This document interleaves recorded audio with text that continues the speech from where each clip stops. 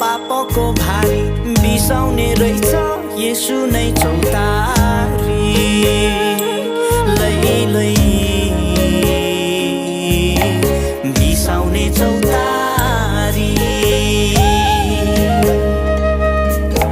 तिम्रो र मेरो पापको भारी बिसाउने रहेछ येशू नै चौतारी